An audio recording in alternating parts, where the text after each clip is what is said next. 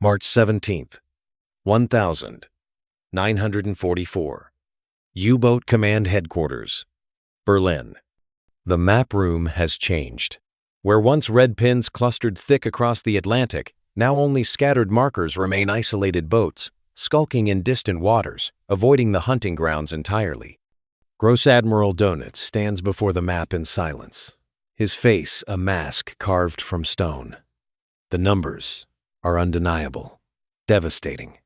In the 12 months since May 1943, Germany has lost 237 U-boats. 237. Nearly 12,000 men, an entire generation of submariners gone to the bottom. Counter-Admiral Gott enters with the latest casualty report. He doesn't salute, doesn't speak. He simply places the folder on the table and waits. Donitz opens it. U-801, lost with all hands off the Azores.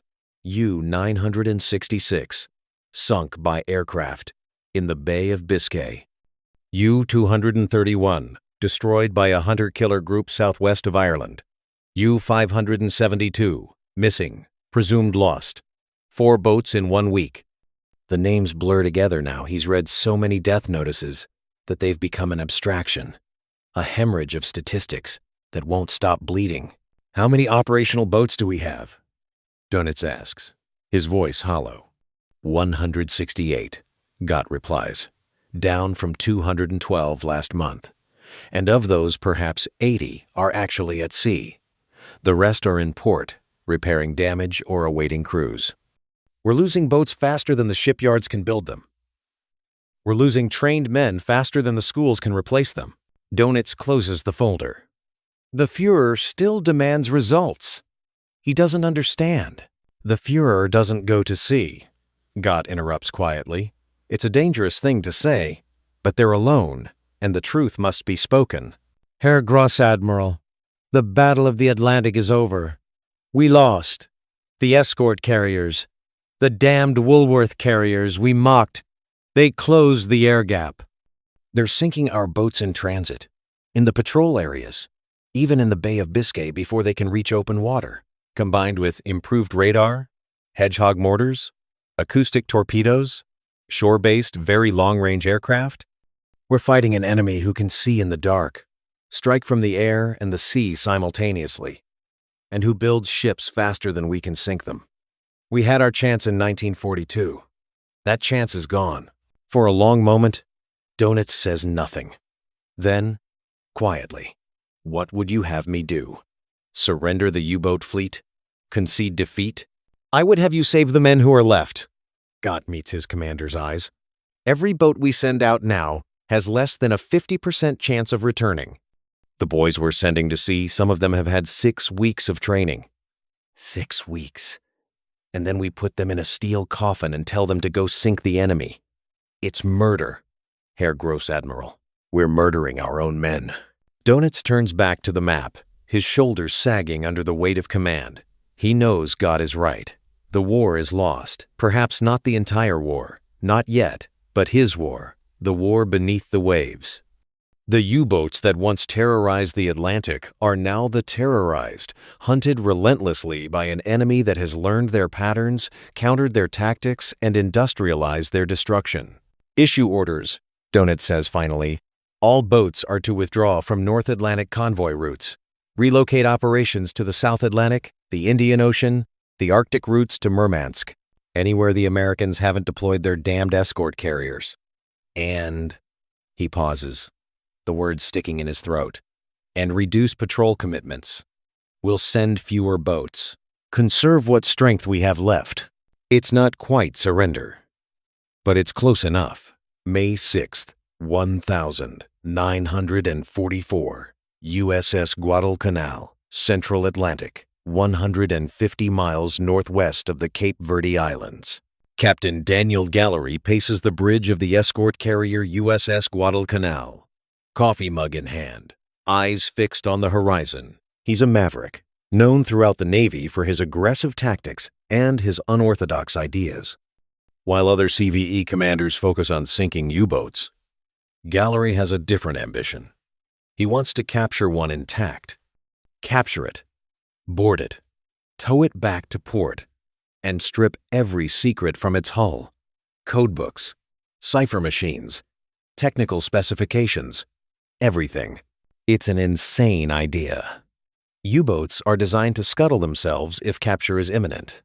Their crews are trained to destroy sensitive materials and open the seacocks. But Gallery is convinced it can be done, and he's drilled his destroyer escort crews relentlessly in boarding procedures. At 1,110 hours, an Avenger from Composite Squadron 8 radios a contact. U-boat surfaced, 120 miles northeast. Gallery grins. Launch the strike, and tell Commander Thornhill to get his boarding party ready. This might be our chance. The U-boat is U-505, Oberleutnant Zercy Harold Lang commanding. She's limping home to France after a disastrous patrol off West Africa. No kills, mechanical breakdowns, and a crew on the edge of nervous collapse. Lang is running surfaced in daylight, exhausted, gambling that this far from the convoy routes, he'll be safe. He's wrong. At 1,147 hours, the lookouts scream the alarm. 2 Avengers diving from 3,000 feet, coming in fast. Lang hits the dive klaxon, but he knows they won't make it. The first Avenger roars overhead, releasing depth charges that detonate alongside U-505's hull, shattering lights, rupturing pipes, knocking the hydroplanes offline. The boat begins to flood. Lang surfaces again, hoping to fight it out, but a Wildcat strafes his deck, killing 2 gunners and wounding 3 others. "We're flooding in the engine room," the chief engineer shouts. "I can't stop it." Lang makes the hardest decision of his life. Ali man von board. Abandon ship. Set scuttles. The crew pours topside, leaping into the water. 1 sailor opens the seacocks before abandoning ship. U-505 should sink in minutes. But Gallery has anticipated this. The destroyer escort Pillsbury races alongside the wallowing U-boat, and a 9-man boarding party led by Lieutenant Albert David leaps onto the slippery deck. David and his men scramble down the conning tower hatch into the flooded control room. Water is pouring in, knee-deep already, but the scuttling valves are accessible. Working in near darkness, choking on diesel fumes, they close the seacocks. Pumps are brought over from the Pillsbury. A tow cable is rigged. Against all odds, U-505 stays afloat. Gallery stands on the Guadalcanal's bridge, watching his prize being secured, and allows himself a rare smile. This is the first enemy warship captured by the U.S. Navy since the War of 1812. Inside U-505, the boarding party will find codebooks, an Enigma machine, acoustic torpedo manuals intelligence that will accelerate the already overwhelming Allied advantage. Oberleutnant Lang, treading water 500 yards away, watches his boat under tow and feels nothing but numb disbelief.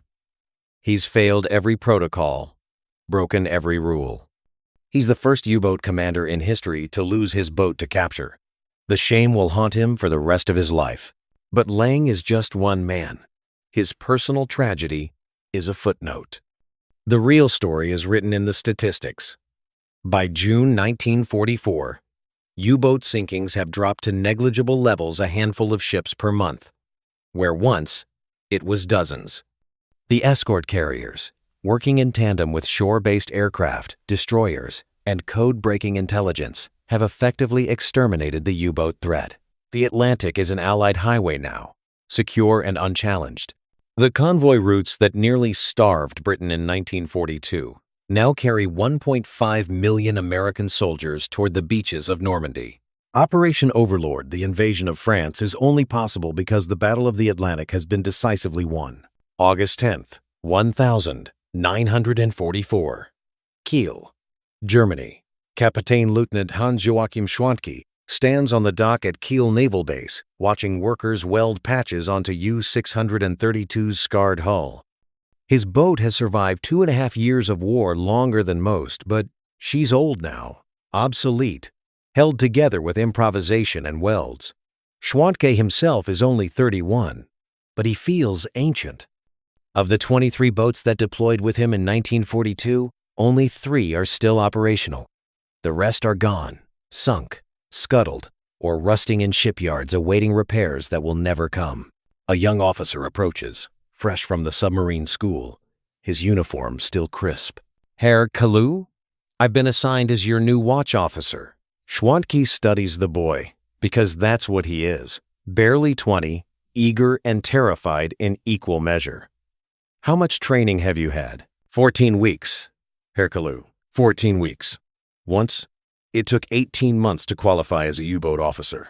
Schwantke nods slowly. "What's your name?" "Lieutenant Xerxes Eric Weber." "Herr Kaleo, listen to me, Weber. When we go to sea, you stay submerged, unless I personally authorize surfacing. You watch the sky every second. You trust the radar detector more than your eyes. And if you see an aircraft, any aircraft, even if it's 10 kilometers away, you dive immediately. No hesitation. Understood?" Joel Erkalu. Schwantke turns back to his boat, remembering the days when U-boats ruled the Atlantic, when convoys scattered at the sight of a periscope, when the air gap was their sanctuary. Those days are gone. Now they're the hunted, skulking in the depths, avoiding the surface, praying that the next aircraft overhead doesn't carry their death. The cheap, improvised, mass-produced escort carriers, the Woolworth carriers that U-boat commanders once mocked, have hunted them to the edge of extinction, and the war is far from over. Within weeks, the first Shermans will be loaded onto flatbed rail cars and sent south toward the meat grinder of the Eastern Front. And when men like Dmitry Volkov finally climb through the hatch of an M4 for the first time, they will discover something that will fundamentally change their understanding of what a tank can be. Not just a weapon, but a machine designed with the radical notion that the crew inside might actually deserve to survive. That discovery begins with a hatch, a simple hatch in the floor. November 3rd, 1942, Railway Depot outside Moscow, Soviet Union. Major Alexei Petrov of the Red Army's 5th Guards Tank Brigade stands in the freezing dawn, watching American tanks roll off flatbed cars like strange metal beasts from another world. His breath forms clouds in the air as he walks around the first M4 Sherman, his boots crunching on frost-covered gravel. The tank sits higher than a T-34, its hull wider, its turret oddly rounded. To Petrov's eye, trained on the angular brutality of Soviet design, it looks almost soft. "Comrade Major, the American liaison is here," announces his political officer, Lieutenant Grigory Ustinov, his tone carrying the appropriate mixture of gratitude and suspicion that party doctrine requires when dealing with capitalist allies. The American is a captain named James Hartwell, a tank officer from Fort Knox who speaks broken Russian with an accent that makes the Soviet tankers smile despite themselves. He's been sent to provide technical training on the M4, though Petrov suspects the real reason is to ensure the Soviets don't immediately strip the tanks for parts and reverse engineer them. Stalin's engineers have a reputation. "She's a good tank, Major," Hartwell says, patting the Sherman's hull with genuine affection. "Reliable, comfortable.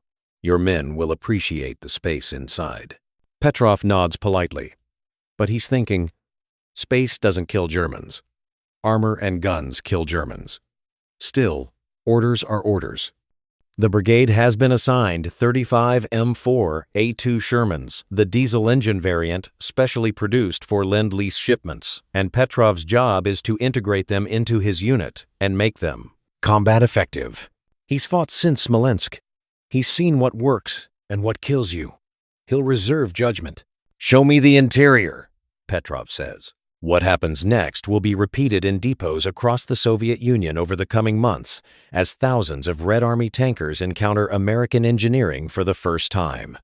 Hartwell climbs onto the Sherman's hull and opens the driver's hatch, gesturing for Petrov to follow. The Soviet major expects the usual ordeal, squeezing through a narrow opening, contorting his body, preparing for the claustrophobic embrace of a combat vehicle. Instead, he finds himself descending into something that feels less like a weapon and more like a workshop. The driver's compartment is huge. Petrov, A compact man at 5'7" can actually move without his shoulders touching the walls. The seat is padded and adjustable. Vision ports surround the position, offering a view that makes the T-34's narrow slits seem like looking through a keyhole. There are instrument gauges, clearly labeled. A parking brake. The transmission controls seem almost automotive in their simplicity. "This is for one man?" Petrov asks, genuinely confused. In a T-34, the driver sits hunched beneath a hatch so tight that many drivers remove their padded helmets just to fit. "Just the driver." "Yes, sir," Hartwell confirms. "And wait until you see the turret." They move through the hull, and Petrov notices something else unusual. The floor is flat. In a T-34, the driveshaft runs exposed through the crew compartment, creating a raised tunnel that tankers must constantly climb over. Here, the driveshaft is enclosed, the floor smooth and unobstructed. Ammunition is stored in racks along the walls, not scattered loose where it can become projectiles during combat maneuvers. Then Hartwell shows him the turret basket. Petrov has to stop and stare.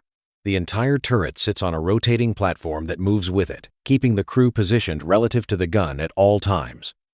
In a T-34, when the turret rotates, the crew must physically move around the breach, stepping over shells, ducking the recoiling gun, constantly repositioning.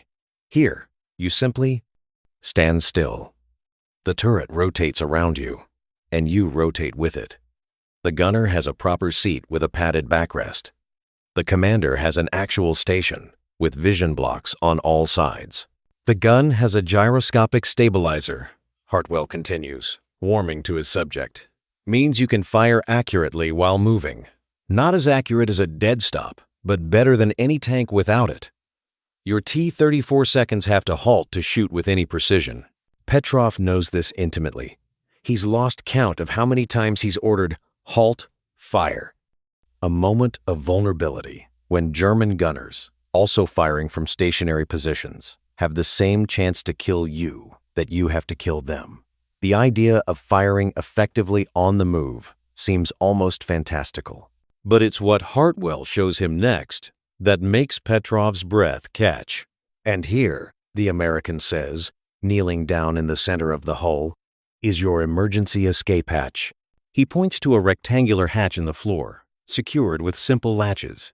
Petrov stares at it, as if Hartwell has just shown him a doorway to another dimension. A hatch in the floor, leading directly to the ground beneath the tank. If you take a hit and the main hatches are blocked or the tank's on fire, any crew member can drop through here and get clear. Hartwell explains. Takes about 3 seconds to open and drop through. We've timed it in training. Petrov reaches down and works the latches himself. They're simple, mechanical, foolproof. The hatch swings open easily, revealing the frozen ground beneath. He can literally see an escape route, a way out that doesn't involve climbing up through flame and smoke, doesn't require coordinating with other crew members, doesn't depend on hatches that jam or weld shut from heat. For a moment, Petrov can't speak. He's thinking of Lieutenant Orlov, who burned to death in his T-34 outside Vyazma because the commander's hatch jammed. Of Sergeant Kozlov, who got halfway out the driver's hatch before ammunition cooked off and killed him. Of all the men he's seen trapped, screaming, inside machines that became their crematoriums. "You designed this for the crew to survive?" Petrov finally asks. Hartwell looks puzzled by the question. "Well, yes, sir. A trained tank crew is valuable. We want them to fight another day." It's such a simple, obvious statement. And yet, in the Soviet system, where casualties are measured in millions and replacement crews arrive weekly, where T-34 seconds are built in factories that prioritize production numbers over crew amenities, the concept feels almost revolutionary. This American tank is designed with the assumption that the men inside matter. Petrov climbs out of the Sherman, his mind racing. He doesn't say what he's thinking. That would be politically dangerous. But he makes a mental note. When combat comes, he'll put his best crews in the Shermans, the men who've survived longest, the ones who deserve a chance to keep surviving. Behind him, Lieutenant Ustinov scribbles in his notebook, documenting the training session. His report will note satisfactory familiarization with foreign equipment and include the standard reminder about socialist superiority. He won't mention the escape hatch. Some things are better left unwritten. The Shermans roll toward the front, diesel engines rumbling. And inside, crews begin to understand. This is a tank that wants you to live. January 19th, 1943. Outskirts of Voronezh, Soviet Union. The temperature sits at minus 23 degrees Fahrenheit when Senior Sergeant Dmitry Volkov first lays eyes on his new mount. He's been pulled from his battered T-34, the one that carried him through Stalingrad's ruins, and reassigned to the 5th Guards Tank Brigade's newly formed American company, the Sherman waiting. For him bears Soviet red stars hastily painted over the American white ones, and a name stenciled in Cyrillic on the turret, for Motherland.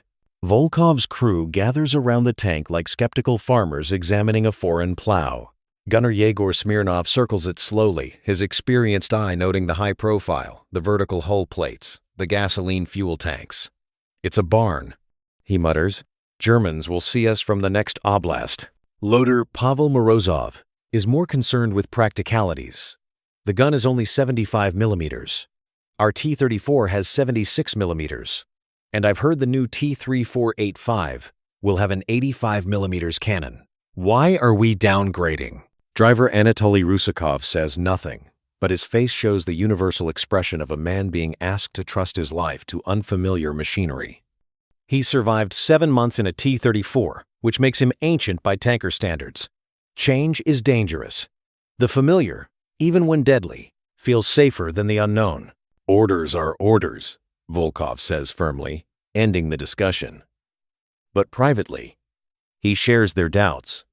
He's heard the political officers' lectures about Soviet technical superiority, about how Lend-Lease is merely a gesture, about how the T-34 is the finest tank in the world. And yet, here he stands, ordered into an American machine.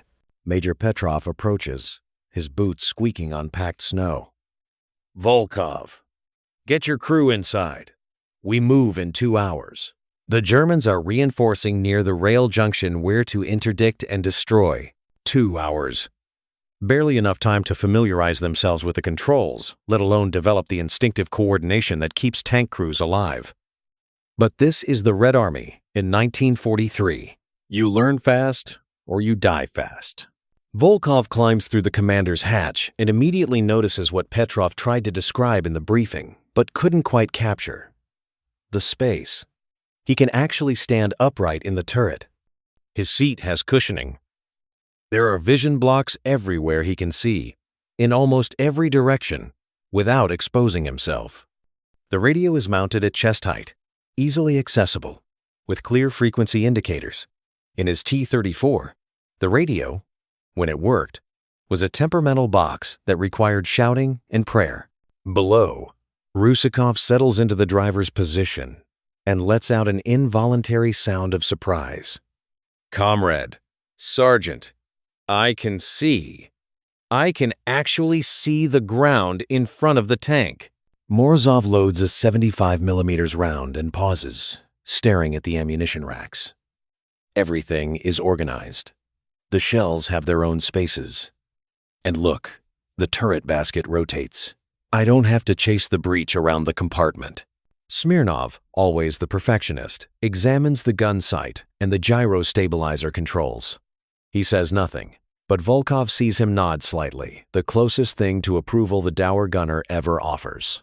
Then Volkov looks down and sees it. The belly escape hatch. He'd heard about it in the briefing, but seeing it in person creates an odd sensation in his chest. Something between hope and suspicion. In 17 months of combat, he's never had a backup escape route. The idea seems almost decadent, like caring about curtains when your house is burning down. And yet, 10 minutes to start engines. The call echoes across the depot. 1. Flying dividers and dividers end. 1-2000 air. 1-2000 air. 1-2000 air. And dividers and dividers. Rusakov fires up the diesel. The M4A2's General Motors 6046 twin inline 6, and it catches immediately, settling into a smooth, even rumble. No temperamental starting procedure. No hand-cranking the inertial starter. Just turn the key and drive. The transmission shifts smoothly through its 5 forward gears. The clutch is responsive. Rusakov, despite himself, is impressed. The column moves out, 12 Shermans, interspersed with 20 T-34 seconds, for comparison and fire support. The Shermans ride smoother, their suspensions absorbing the rough terrain better than the T-34's Christie suspension. Inside, for Motherland, the crew can actually communicate without shouting over engine noise.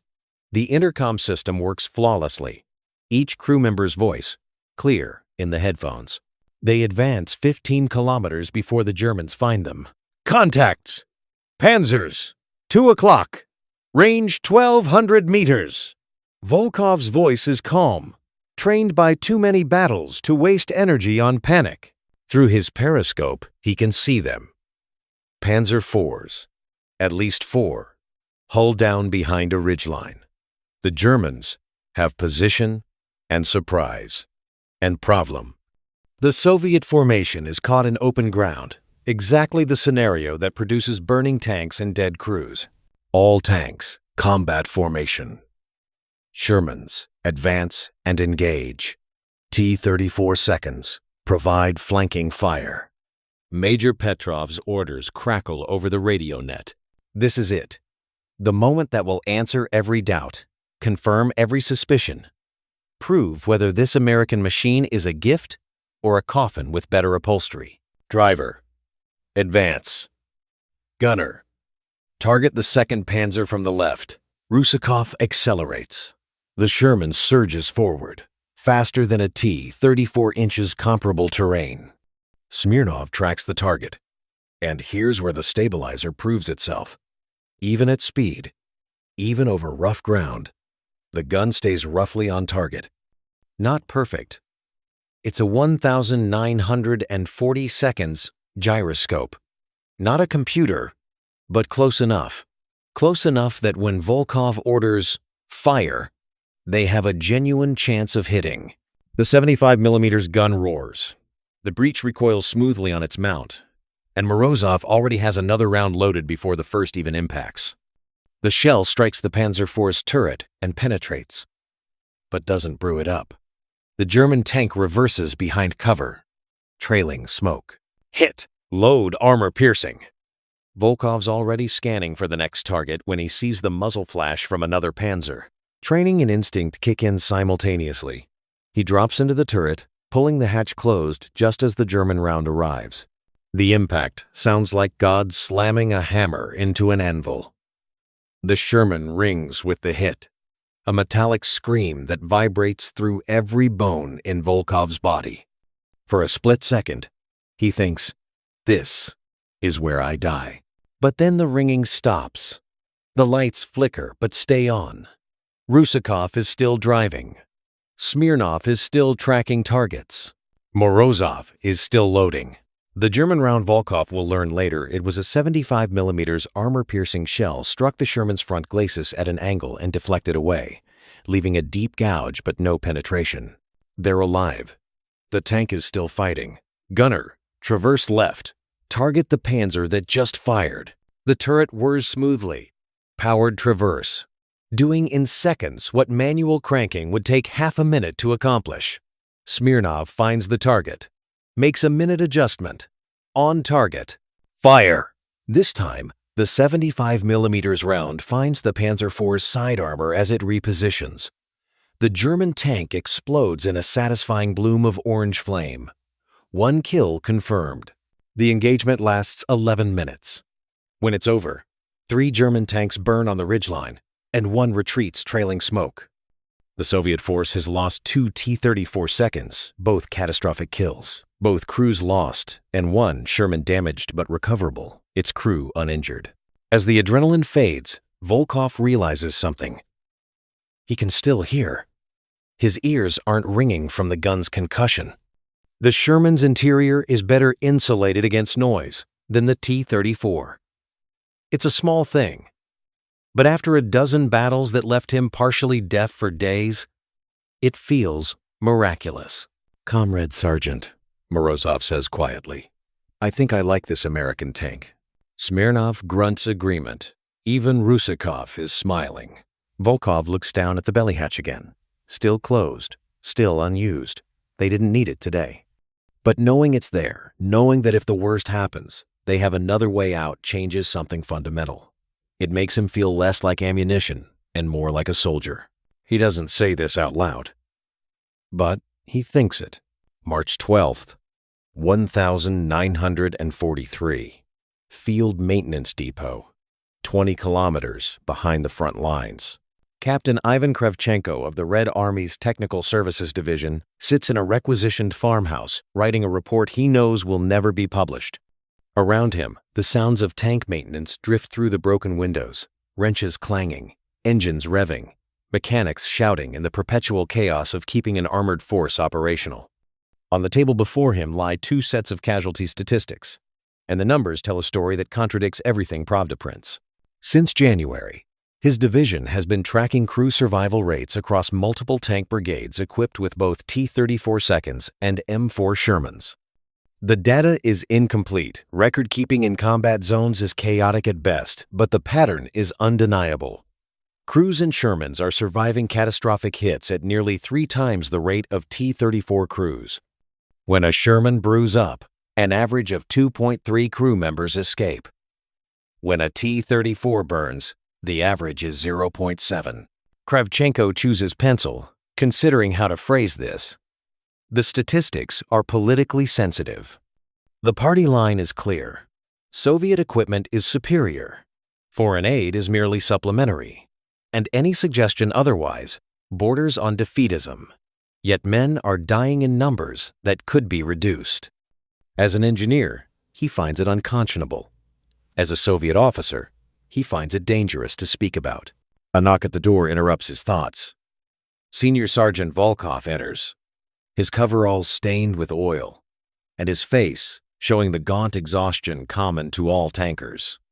Behind him is Sergeant Anatoly Rusakov, carrying a wrench and looking concerned. "Comrade Captain, we need authorization for parts," Volkov says, getting straight to business. The Sherman's transmission is making concerning noises. Driver Rusakov thinks it needs inspection. Kravchenko gestures them inside. "Sit. Tell me about the tank." What follows is the kind of conversation that happens in every depot, in every quiet moment between battles. When officers and enlisted men speak more freely than regulations strictly permit. Volkov describes the Sherman's performance over 2 months of heavy combat. 8 major engagements, countless skirmishes, over 400 kilometers of movement through mud, snow, and shell-cratered roads. "The gun stabilizer works as advertised," Volkov reports. "We can engage targets while moving, though accuracy suffers beyond 600 meters. The powered traverse is invaluable. In a close engagement, we can bring the gun on target faster than any panzer crew. The radio equipment is excellent. Never fails." "And the armor?" Kravchenko asks. Volkov's face becomes more serious. "The frontal armor is adequate against most German guns at range. We've been hit 7 times, 3 deflections, 2 penetrations that cause damage but not catastrophic failure, 2 clean misses. The high profile is a problem. We're more visible than a T-34, easier to target, but..." He pauses, choosing words carefully. "But when we do take a penetrating hit, we usually survive it. The ammunition storage, the ready racks, are in the turret basket. The main storage is in the hull floor, all surrounded by water jackets. When we took a hit that penetrated the lower hull 2 weeks ago, the water in the jacket absorbed most of the spalling. Some ammunition cooked off, but it vented through the floor hatch. We had 8 seconds to evacuate. All 5 crew members got out. Rating 1. Join on rest." Rusakov nods vigorously. "I was driving. I felt the hit, opened the belly hatch, and dropped straight onto the ground. I was clear of the tank before it started really burning. In a T-34, I would have had to crawl forward, open the driver's hatch, pull myself up, and out, with fire behind me. I would be dead. Kravchenko writes this down, knowing it will join dozens of similar accounts in his file. The belly escape hatch appears in nearly every Sherman crew survival story. It's such a simple feature, a rectangular hole with latches, and yet it saves lives with remarkable consistency. What about crew comfort? Kravchenko asks. I know it seems trivial compared to armor and guns, but it's not trivial. Volkov interrupts, then catches himself. Respectfully, Comrade Captain. In a T-34, after 6 hours of combat operations, the crew is exhausted. The noise, the heat, the cramped positions, it wears you down. You make mistakes. Your reactions slow.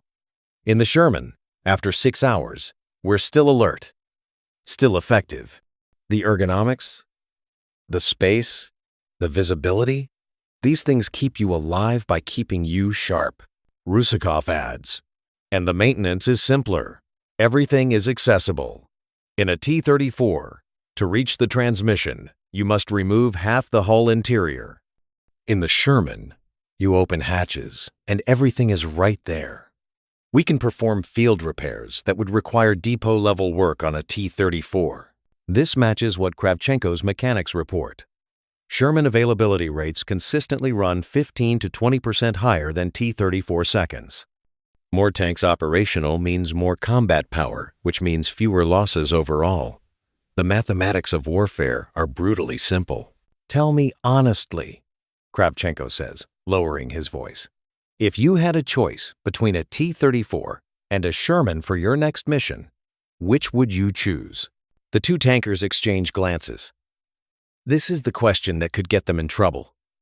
The wrong answer, reported by the wrong person, could mean anything from a reprimand to a visit from SMERSH, the military counterintelligence directorate that has a particular interest in defeatist attitudes. Volkov speaks carefully. The T-34 is a fine tank.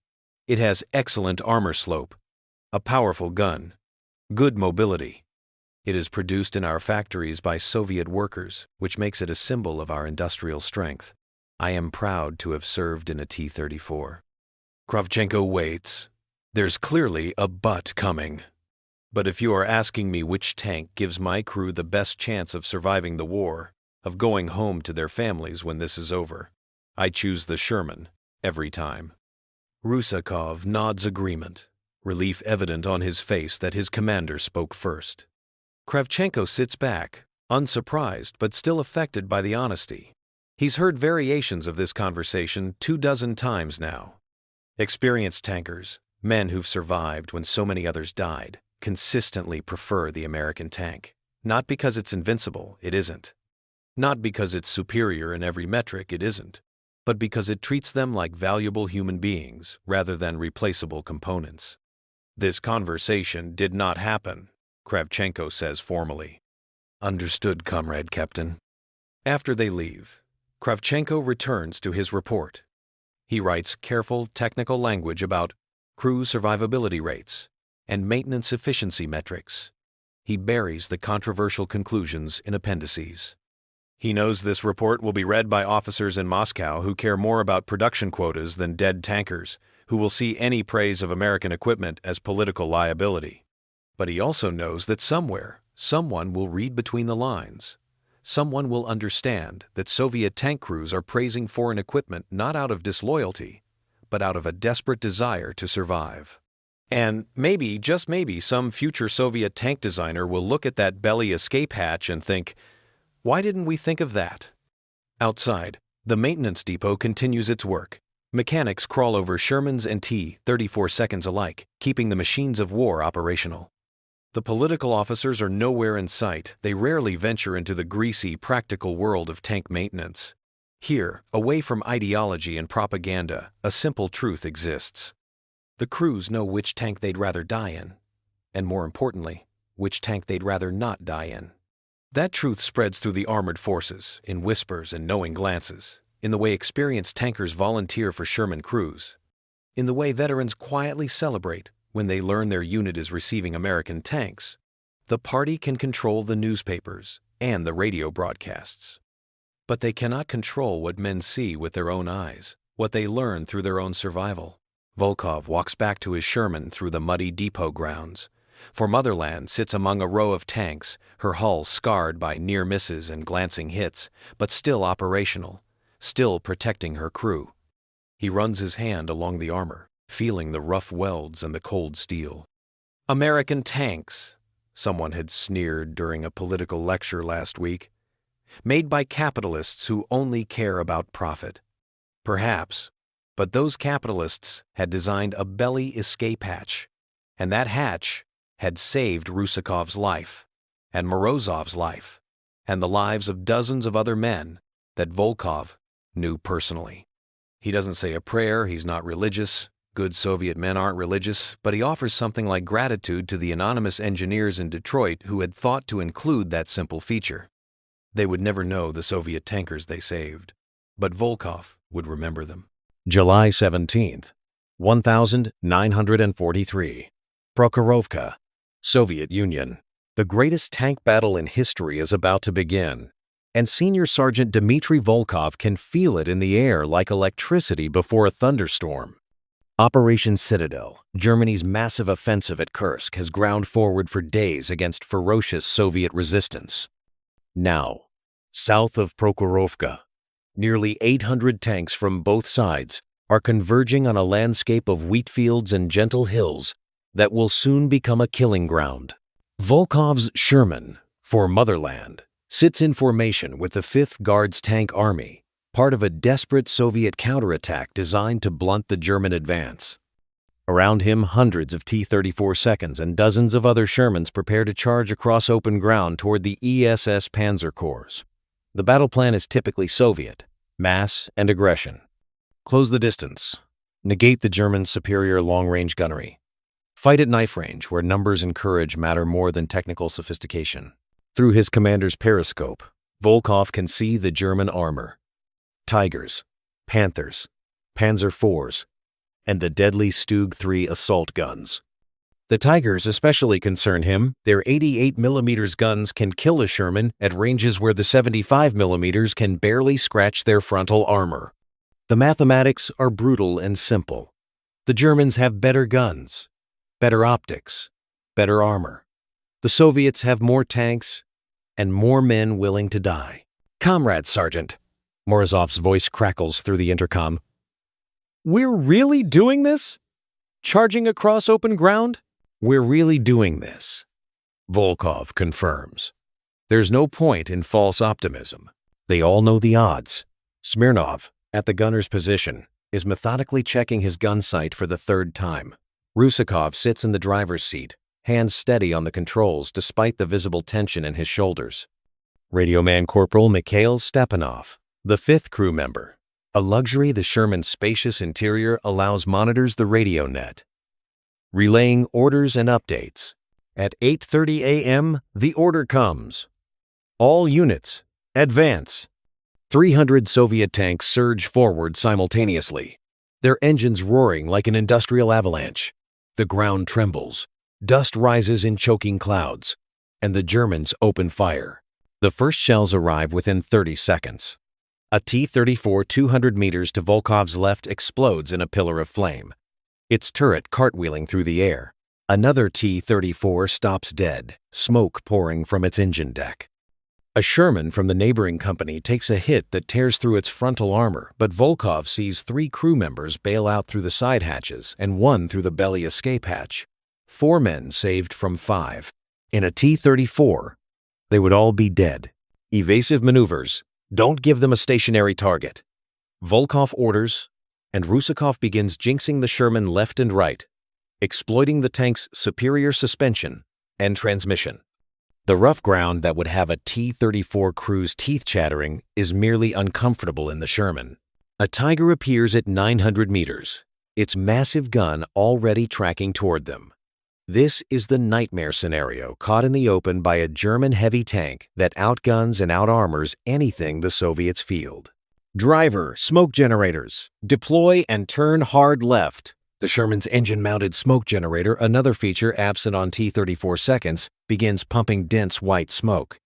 Combined with the dust and the exhaust from hundreds of tanks, it creates enough concealment for Rusakov to break the Tiger's line of sight. The 88mm shell screams past, missing by meters. They charge forward, closing the distance. At 500 meters, the 75mm gun becomes marginally effective against German side armor. At 300 meters, it becomes genuinely dangerous. The Soviet plan is to get that close, accept catastrophic losses in the approach, then overwhelm the Germans at close range. It's working, but the price is horrific. Volkov can see burning tanks everywhere, Soviet and German both. The battlefield transforming into a maze of fire and steel. His radio fills with screaming voices, cutoff reports, the chaos of mechanized combat at its most brutal. Target, Panzer IV, 10 o'clock, 300 meters. Smirnov's already tracking. The gun stabilizer, still functioning despite the rough ground and violent maneuvering, keeps the gun roughly on target. On. Fire. The 75mm barks. The shell catches the Panzer IV in the turret side and penetrates. The German tank doesn't explode. It simply stops, smoke seeping from every hatch. A mobility or crew kill, good enough. Then the world turns white. A German shell. Volkov never learns what fired its strikes. For motherland, just below the turret ring. The impact is beyond sound, beyond sensation. It's a moment of pure violence that seems to stop time itself. Volkov feels himself thrown against the turret wall. The lights fail. Smoke fills the interior. His ears ring with a pitch that drowns out everything else. Training takes over. Bail out. Bail out. Bail out. He can't hear his own voice, but his hands know the drill. Reach up, grab the hatch lever, push it open. The hatch moves, thank God. It's not jammed, and he pulls himself up into sunlight and smoke. Below him, he can see Smirnov already scrambling out the loader's hatch, but Rusakov and Morozov are still inside. Volkov drops back into the turret, fighting smoke and heat. He can see flames in the hull. The fuel tanks are burning, but not explosively. Not yet. He has seconds, maybe. Morozov. Rusakov. He sees movement in the smoke. Morozov. Dazed, but mobile. Climbing toward a hatch. And then, Volkov looks down through the turret basket and sees Rusakov at the belly escape hatch. The driver has it open. He's dropping through, feet first, disappearing through the floor and emerging into the relative safety of the ground beneath the burning tank. Morozov follows him down. The belly hatch is big enough for crew members to evacuate in sequence, unlike the cramped side hatches of a T-34. Volkov goes last, dropping through the rectangular opening and landing hard on dirt that smells of oil and cordite. He rolls away from the tank, and his crew does the same, all 5 of them scrambling for cover as For Motherland burns behind them. They make it 20 meters before the ammunition cooks off.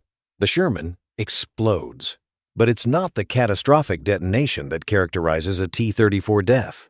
It's a slower burn, the ammunition venting through the floor and hatches rather than turning the entire tank into a pressure cooker. The result is still destruction, but it's destruction that gave 5 men time to escape. All 5, the entire crew, alive. They find shelter in a shell crater, gasping and shaking as the battle rages around them.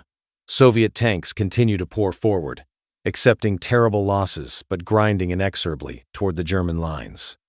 Tigers and Panthers kill T-34 seconds by the dozen, but there are always more T-34 seconds. And when German tanks finally run low on ammunition and fuel, the sheer mass of Soviet armor overwhelms them. Prokhorovka will be called a Soviet victory, though the casualty figures are horrific. The 5th Guards Tank Army loses over 300 tanks in a single day, but the German offensive breaks. Operation Citadel fails. The tide of the Eastern Front, already turning, becomes irreversible. In the crater, Volkov watches his Sherman burn down to a skeleton of blackened metal. They lost the tank, but they saved the crew. Every man in that crater knows, in a T-34, they would be dead. They would be charred corpses adding to the day's grotesque statistics. Instead, they're bruised, deafened, traumatized, but alive. The belly hatch, Morozov says, his voice barely audible over the ringing in their ears. I dropped through, and I was outside, under the tank, but outside, clear. I could breathe. Rusakov nods, still too shaken to speak.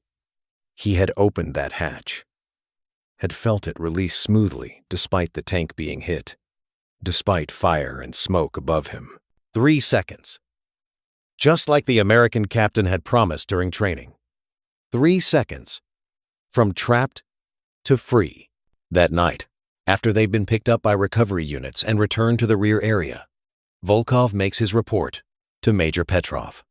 The Major's own tank, a T-34, had been knocked out in the battle. Petrov survived by climbing out through the commander's hatch, but his driver and radio operator didn't make it. They were trapped when the driver's hatch jammed from impact shock. How many? Petrov asks simply. All 5, Comrade Major. The entire crew. Petrov closes his eyes briefly. The hatch? Yes, Comrade Major. The belly hatch. There's a long silence. Around them, the survivors of the 5th Guards Tank Army are being reorganized, re-equipped, prepared to continue the advance. New T-34 seconds are already arriving to replace losses. A few new Shermans too, though never enough to equip more than a fraction of Soviet armored forces. Write it in your report, Petrov finally says. All the details. Let Moscow know that American design saved 5 Soviet tankers today. Volkov nods, understanding the subtext. The report will be filed, read, probably ignored by officials who care more about propaganda than engineering.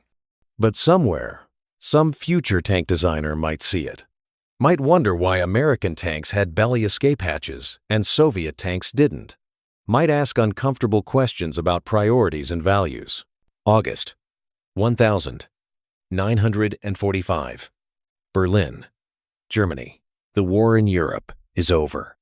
Senior Sergeant Dmitry Volkov, now a decorated hero of the Soviet Union, stands in the ruins of the Reichstag beside his 3rd Sherman. His first 2 were knocked out, but each time, the crew survived. Around him, Soviet and Allied troops celebrate victory over fascism. But Volkov's thoughts are quieter, more personal. He thinks about the men he served with, about the ones who burned in T-34 seconds before the Shermans arrived, about Rusakov, who went on to survive 2 more tank losses and is now back in his village, alive because a floor hatch gave him an escape route. About Pavel Morozov, who returned to Leningrad to find his family survived the siege. About the hundreds of Soviet tankers whose names he never learned but whose survival he witnessed because they had American tanks. The official histories will say the T-34 won the war. They'll minimize Lend-Lease, emphasize Soviet production and Soviet sacrifice. And there's truth in that the Red Army's courage and suffering were real and immense.